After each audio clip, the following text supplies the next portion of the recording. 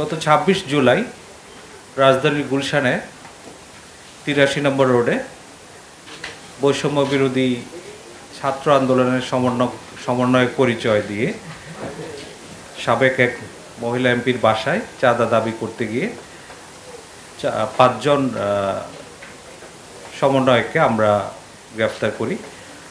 এই ঘটনার যে তদন্ত সেটা বর্তমানে অব্যাহত রয়েছে। ইতিমধ্যে গ্রেফতারকৃত যে ৫ জন ছিল তার মধ্যে ৪ জন ৫ দিনের রিমান্ডে রয়েছে। এই ঘটনার সূত্রপাত গত ১৭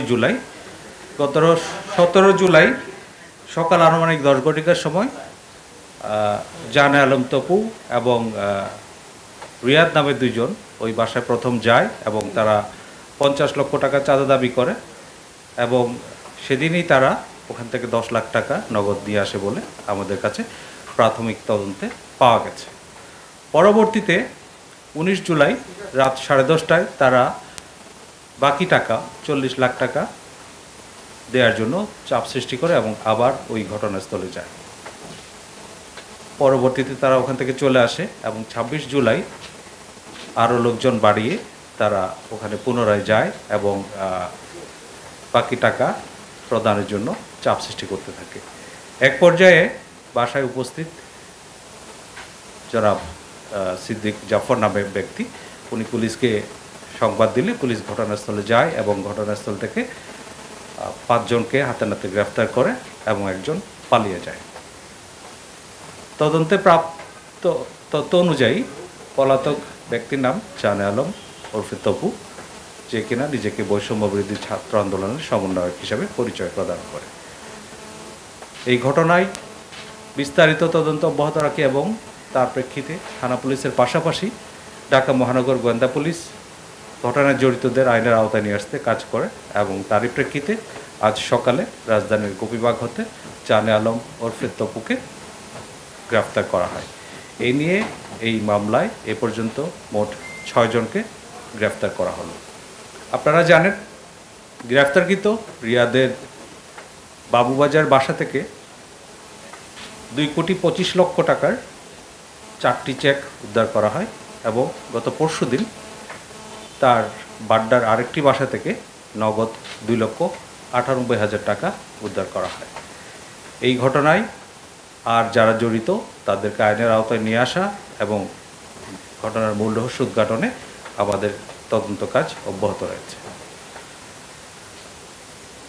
প্রিয় সাংবাদিকবৃন্দ, আপনারা জানেন সাম্প্রতিক সময়ে রাজধানীর আইনশৃঙ্খলা পরিস্থিতি বিনষ্ট করার জন্য কিছু লোক বিভিন্নভাবে অপচেষ্টা অব্যাহত রেখেছে। তারই প্রেক্ষিতে আমরা আমাদের যে গোয়েন্দা নজরদারি সেটা অব্যাহত রেখেছি এবং আমাদের যে প্রিভেন্টিভ কাজ সেগুলো অব্যাহত রেখেছি। এরই ধারাবাহিকতায় গত ২৪ ঘন্টায় রাজধানীর বিভিন্ন স্থান থেকে কার্যক্রম নিষিদ্ধ আওয়ামী লীগ এবং তার অঙ্গ সংগঠনের ৮ জন নেতাকর্মীকে গ্রেফতার করা হয়। গ্রেফতারকৃতরা হলো ঢাকা মহানগর দক্ষিণের স্বেচ্ছাসেবক লীগের ৩১ নম্বর ওয়ার্ডের সাধারণ সম্পাদক এস.এম.